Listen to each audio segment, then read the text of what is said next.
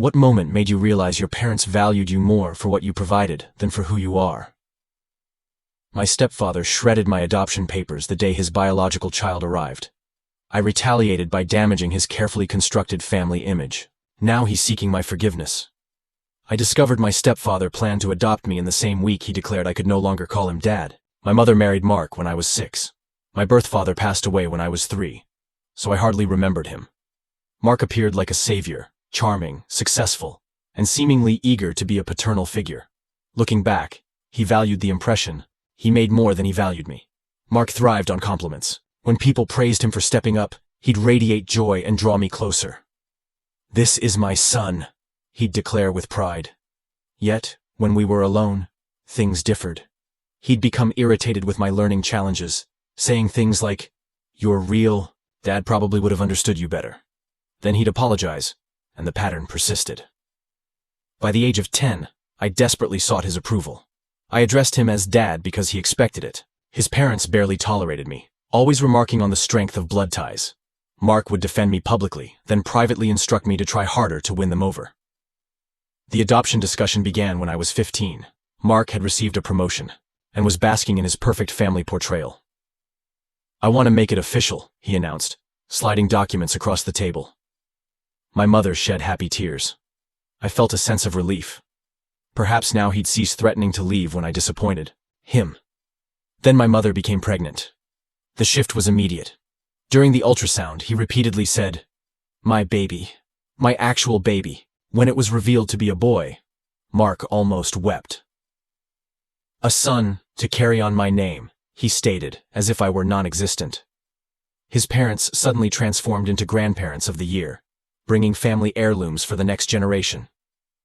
When I touched an old baseball glove, his mother swatted my hand away.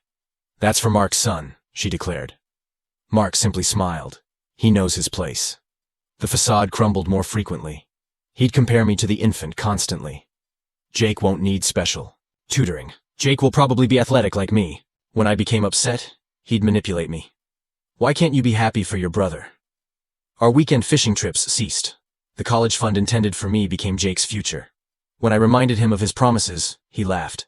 "You truly believed I'd finance college when you can barely pass high school?" That first Christmas after Jake's birth exposed everything. My stocking was gone. "You're 17. Aren't you too old?" Mark said, while Jake had 3 stockings. During the family photograph, Mark positioned himself to obscure me. Then came the STEM program incident, which felt like deliberate cruelty. Despite my difficulties, I had worked harder than anyone to qualify for the STEM program at my school. When I got in, Mark was asked to participate in the parent presentation. He said, "Why should I waste time promoting your mediocrity?" Mom pleaded with him to reconsider. He arrived late, smelling strongly of cologne. During my introduction, he made subtle digs. Despite his limitations, he's done well. When he sat down, his phone received a notification, and he began loudly tapping, declaring to everyone nearby, "My real son just took his first steps." I was devastated. So devastated, in fact, that my learning device broke, and I started stuttering from anxiety. "Well?" He gripped my wrist hard enough to bruise. "Stop acting like an R-word," he hissed. "You're embarrassing me in front of people who matter." A friend recorded everything, including him in the parking lot telling his brother, "I'm sick of pretending that kid is mine. At least now I have a real son." That night, I found the adoption papers in his shredder. On his desk was a new will. I wasn't mentioned anywhere. My mother was deep in postpartum fatigue, and Mark used it against her. He'd tell her I was misbehaving, jealous of the baby. When she defended me, he'd remind her how exhausted she was, how she wasn't thinking clearly. I spent months documenting everything. The family group chat from which he had removed me, the message about needing to gradually eliminate my presence at events. The family reunion was my opportunity. Mark loved playing the patriarch, delivering speeches about family values. I created a presentation illustrating how he'd used me for image enhancement, then discarded me once he achieved his desires. My friend's footage was incriminating, especially the audio of him using that derogatory term. Mark attempted to manipulate the situation. "This is edited. You know how difficult he is." My mother emerged from her haze. "You monster," she said. Quietly, "You planned this." She turned to me with tears. "Baby, I failed you. I'm so sorry."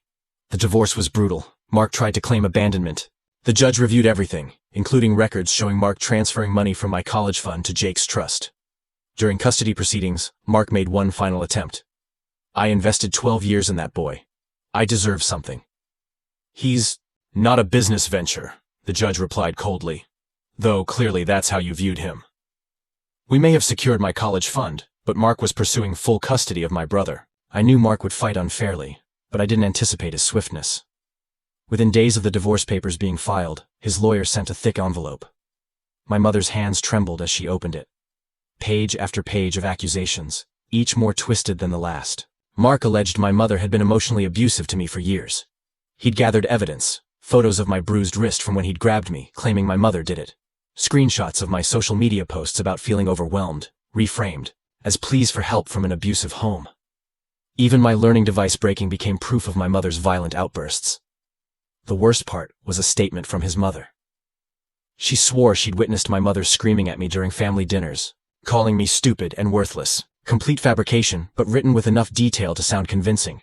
She even cited specific dates when she'd intervened to protect me. My mother collapsed into a chair, papers scattering across the kitchen floor. I quickly gathered them, scanning each falsehood. Mark had been planning this. Every interaction, every family event, he'd been constructing a case. Our lawyer, Sebastian, arrived within the hour. He spread the documents across our dining table, his expression grim. He's going for emergency custody of Jake, he stated. Claims the home environment is toxic for children. I watched my mother's face crumble. She'd been so strong throughout the divorce proceedings, but this shattered something within her. He's trying to take my baby, she whispered. Sebastian pulled out his laptop. We need to build a counter case.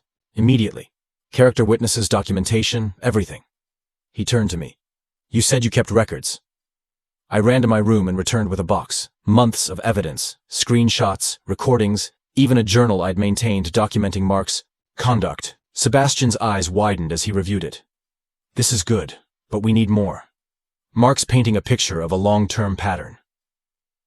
The next few weeks blurred together. We collected statements from teachers who had seen Mark dismiss my accomplishments. My STEM program coordinator wrote about his behavior during the presentation. Friends' parents who had witnessed his treatment of me came forward. But Mark intensified his efforts. He appeared at Jake's daycare, telling staff he was concerned about neglect. He filed complaints with child services. He even convinced some mutual friends that my mother was unstable, that he was simply trying to protect his son. One evening, I found my mother in Jake's nursery, holding him while tears streamed down her face. What if I lose him? She asked. What if Mark wins? I sat beside her, watching Jake sleep peacefully. My baby brother, innocent in all this turmoil. The thought of him growing up with Mark, experiencing what I had, or worse, made my stomach churn. We won't let that happen, I promised, though I wasn't sure how to uphold it. Mark's behavior became increasingly erratic. He started showing up at the house at unusual times, demanding to see Jake. When my mother refused, he'd stand in the driveway shouting about his parental rights. Neighbors called the police twice. During one confrontation, I recorded him from my bedroom window. He was pacing, phone pressed to his ear. I don't care what it takes, he snarled. That kid is mine. She can keep her defective son, but Jake belongs with me. The custody hearing date approached like a storm cloud. Sebastian prepared us meticulously, but Mark's lawyer was known for being ruthless. They'd hired a private investigator who had been following us, photographing every moment that could be distorted. A photo of my mother crying in her car after a grocery run became evidence of instability. My helping with Jake's night feeding while my mother slept became proof she was neglecting him. Even normal parenting moments were weaponized. 3 days before the hearing, Mark made his biggest move yet. He filed an emergency motion claiming I was a danger to Jake. His evidence, a video of me stuttering during a stressful moment, edited to appear aggressive. A statement from a child development expert who had never met me, claiming my learning differences made me unpredictable around infants. My mother erupted when she read it, not at me, but at the situation. She threw the papers across the room, then immediately apologized, pulling me into a fierce embrace. You're the best big brother Jay could ask for, she said fiercely. Mark's just showing everyone exactly who he really is. But I could see the fear in her eyes. Mark had resources, connections, and a complete lack of conscience. He'd spent years perfecting his image as the devoted family man. Now he was using every bit of that facade to try to abduct my brother. That night, I couldn't sleep. I kept thinking about Jake's future, about the choice between growing up with a mother who loved him or a father who saw him as property. I thought about all the times Mark had made me feel worthless, and how he'd inevitably do the same to Jake, once the novelty wore off. By morning, I'd made a decision. If Mark wanted to play dirty, we'd have to be smarter. I started making calls, reaching out to everyone who'd ever seen the real Mark. It was time to show the court exactly who was attempting to gain custody of my brother. The first person I contacted was Mrs. Chen, my former math tutor. She had witnessed Mark scolding me for needing extra help, telling me I was wasting his money. She agreed to provide a statement immediately. Next was Coach Williams, who had seen Mark refuse to attend my track meets because watching you come in last isn't worth my time. By noon, I had 15 people willing to testify. Each account painted the same picture. A man who had used a vulnerable child for his image, then abandoned him when something better arrived. Sebastian called that afternoon with news. Mark had filed additional motions claiming my mother was coaching me to lie. He'd submitted photos of me at therapy sessions, twisting them as evidence of mental instability. The therapist I'd been seeing for anxiety caused by Mark was now being used against us. My mother immersed herself in gathering her own evidence. She obtained bank statements showing she'd paid for all my school supplies while Mark spent thousands on golf equipment. She found emails where she'd pleaded with him to be kinder to me, and his dismissive responses to her concerns. 2 days later, Mark's campaign intensified. He appeared at my school during lunch, causing a disturbance in the parking lot. He told anyone who would listen that my mother was turning me against him, that she was an unfit mother using me as a weapon. The security guard had to escort him off campus. That evening, child services arrived. The caseworker, a tired-looking woman named Patricia, explained they'd received multiple reports of neglect. She needed to inspect the home and interview us separately. My mother's hands trembled as she led Patricia through our spotless house, showing Jake's well-stocked nursery and my organized room. Patricia interviewed me in the kitchen while my mother waited in the living room with Jake. She asked about my daily routine, my relationship with my mother, how I felt about my brother.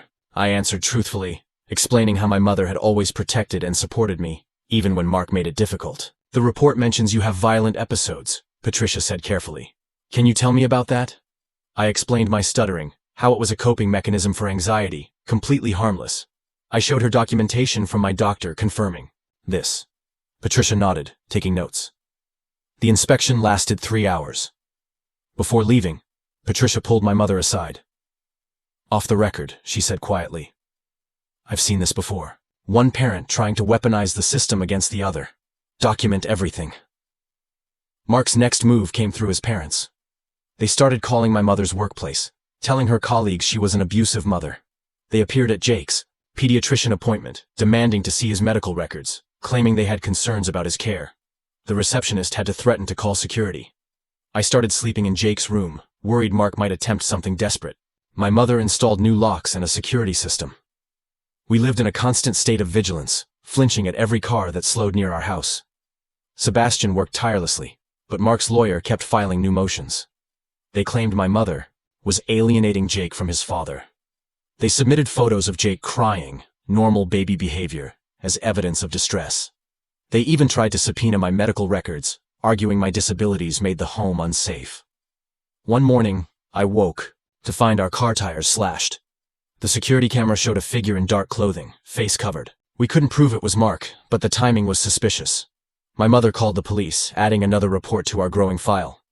At school, I noticed a man following me between classes. He never approached, just watched and took photos. Sebastian confirmed our suspicions.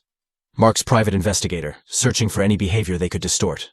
I had to be hyper-vigilant about everything, knowing any moment could be photographed and misrepresented. The stress affected all of us.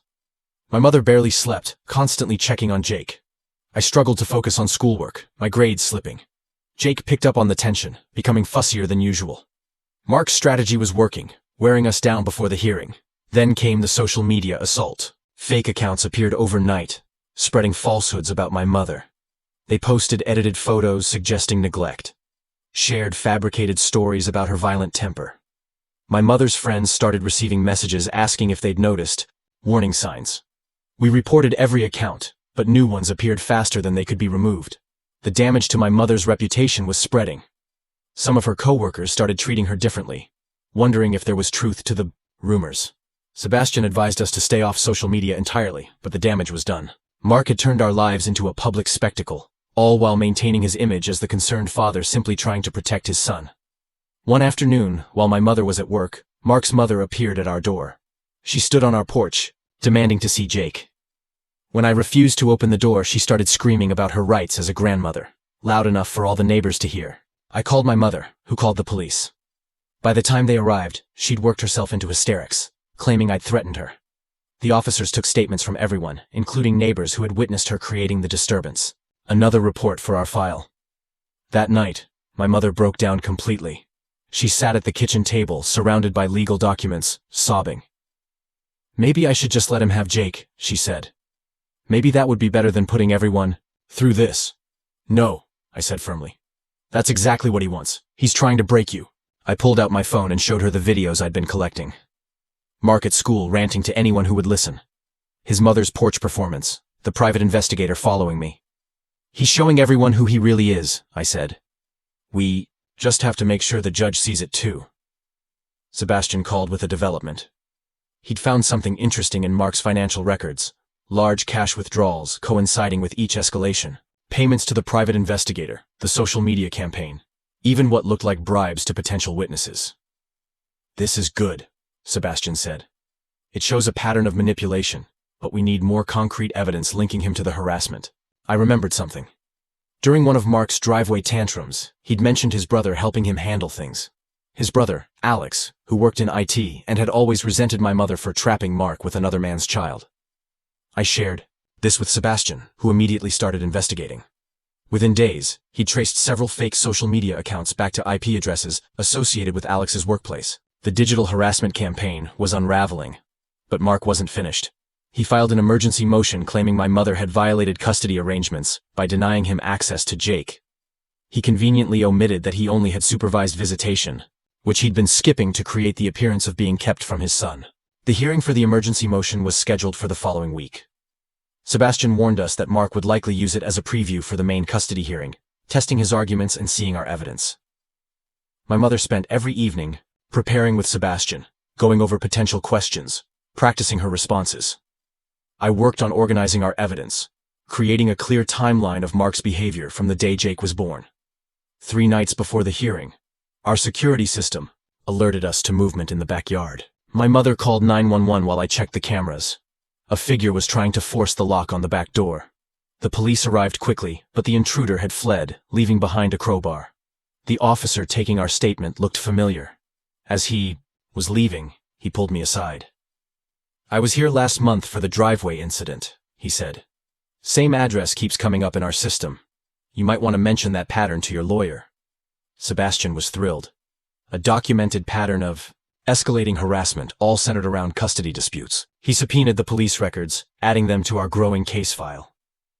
The morning of the emergency hearing arrived, gray and drizzling. My mother dressed carefully in her best suit, hands steady despite the circumstances. I wore the only tie I owned, wanting to appear responsible. Nothing like the unstable threat Mark was portraying me as.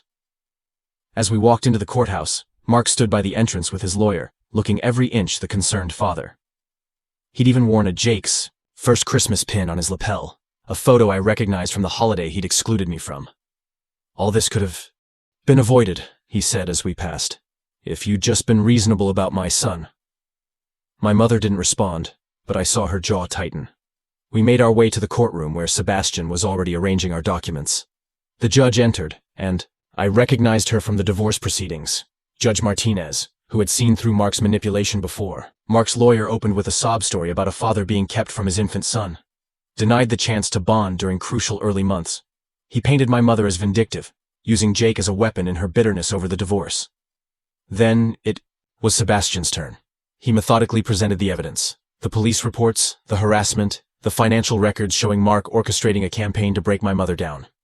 He played audio of Mark calling me defective and referring to Jake as his real son. Judge Martinez's expression grew stonier with each piece of evidence. When Mark's lawyer tried to object, claiming the evidence was prejudicial, she cut him off. "Prejudicial to whom? Your client, who appears to be stalking and harassing his ex-wife?" The hearing lasted 2 hours. In the end, Judge Martinez not only denied Mark's emergency motion but issued a restraining order. Mark was to stay away from our home, my school, and Jake's daycare. Any contact would go through lawyers. Mark's face went from red to purple. As we left the courtroom, he started to follow us. But his lawyer grabbed his arm, reminding him of the restraining order that had just been issued. We thought we'd won a victory, but Sebastian warned us this was just the beginning. "He's going to be desperate now," he said. "The restraining order makes him look bad for the main custody hearing. Desperate people do desperate things." He was right. That night, my mother's employer called. They'd received an anonymous tip about her substance problem and would need her to take a substance test. My mother agreed immediately, knowing she'd pass. But the damage to her professional reputation was another blow. The next morning, I found Jake's daycare in chaos. Someone had called in a bomb threat claiming my mother had made it. The police quickly determined it was a hoax, but the daycare asked my mother to find alternative care until the situation was resolved. We were being systematically isolated, cut off from our support systems. But something unexpected happened. People started pushing back. My STEM coordinator publicly defended us on social media. Parents from Jake's daycare started a petition supporting my mother. Even some of my mother's co-workers spoke up about the obvious smear campaign. The community was seeing through Mark's tactics, recognizing the pattern of abuse disguised as concern. Every desperate move he made revealed more of his true nature, building our case stronger than any evidence we could have gathered ourselves.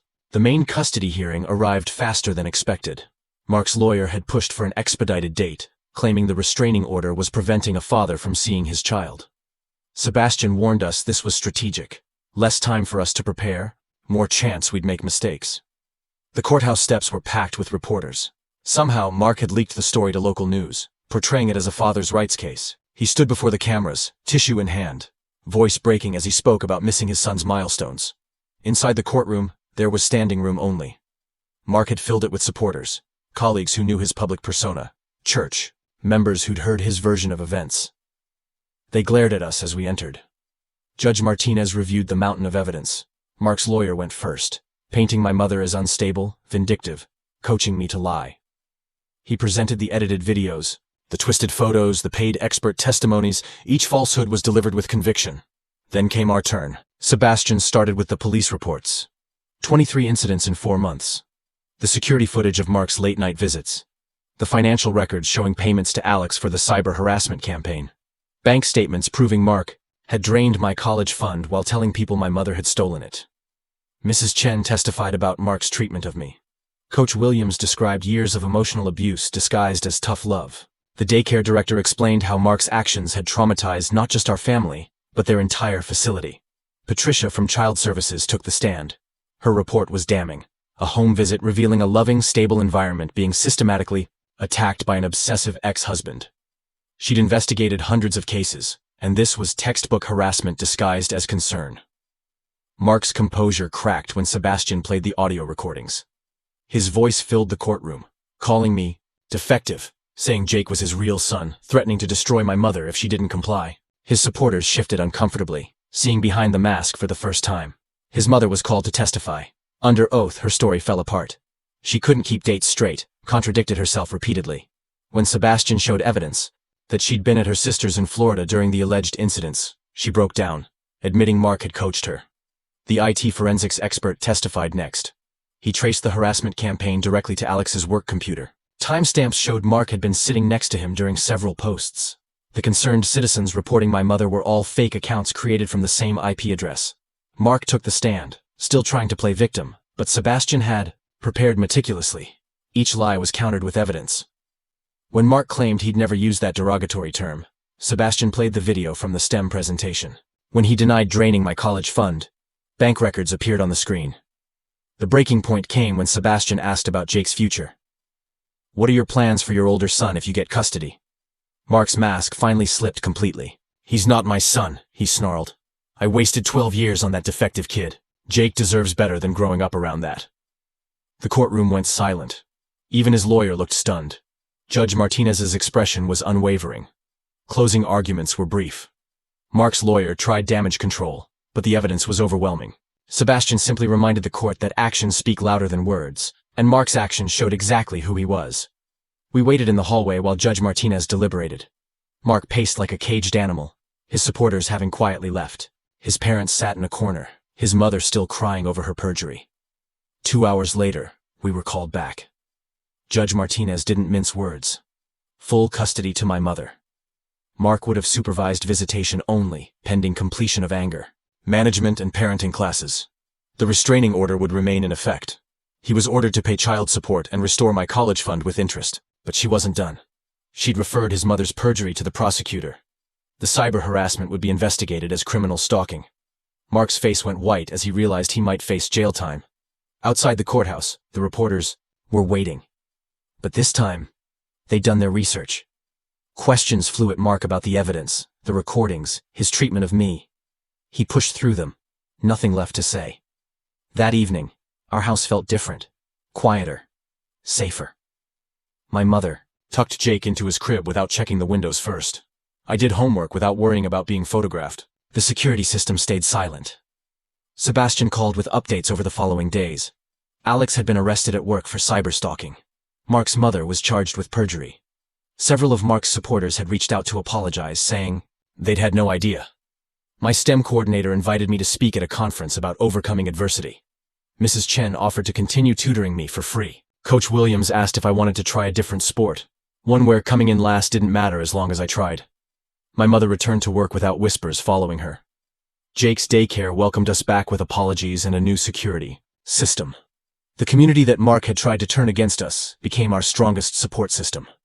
6 months later, Mark had completed his court-ordered classes but hadn't requested visitation. His lawyer sent a letter. Mark was moving across the country for a fresh start. He signed away his parental rights in exchange for reduced child support. My mother and I sat at the kitchen table, Jake babbling in his high chair between us. The adoption papers were spread before us. Not Mark's conditional love, but my mother's boyfriend of 2 years, who'd proven himself through actions, not words. I signed as a witness, my handwriting steady despite everything. Jake would grow up with a real father figure, one who saw him as a person, not a possession. The cycle Mark had tried to perpetuate ended